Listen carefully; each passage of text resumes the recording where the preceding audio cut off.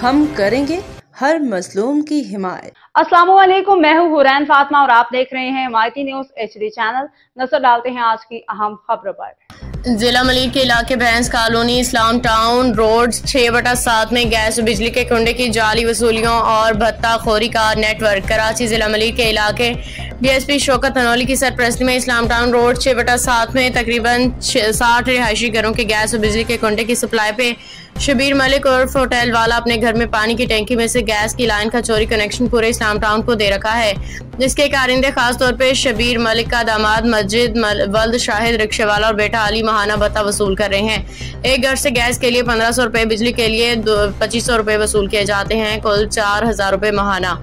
शबीर मलिक का कहना है कि सारा काम पुलिस की सरपरस्ती में चल रहा है।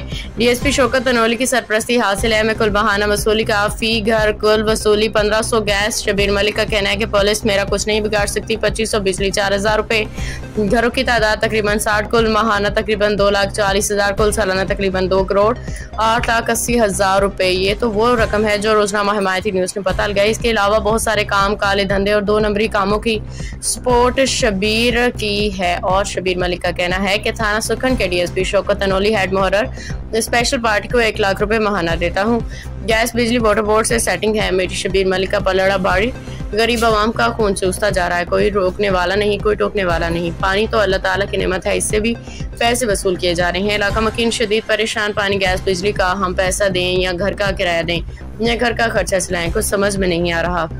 बच्चे बीमार रहते हैं, आए दिन खर्चे बढ़ते जा रहे हैं। शबीर जैसे लोगों ने करप्शन करके करोड़ों रुपए बटोर लिए हैं। कानून नाफिज करने वाले इदारे और पुलिस तमाशाई गुज़श्ता साल शबीर मलिक के खिलाफ गैस कंपनी की तरफ से FIR दर्ज की गई थी, जो अब तक ज़ेर समात है, लेकिन इसके बावजूद ये नेटवर्क अपनी कार्रवाइयाँ जारी रखे हुए है।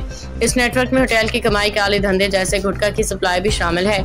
इलाके के बड़े सियासी मुकामी अफराद इसमें मुलविस हैं, जिसकी वजह से कानून की कार्रवाई मुतासिर हो रही है। फहीम अहमद अराई की रिपोर्ट। बाखबर रहिए हर जगह हर वक्त, जानिए मुल्की और गैर मुल्की हालात वाक़यात यकीन के साथ।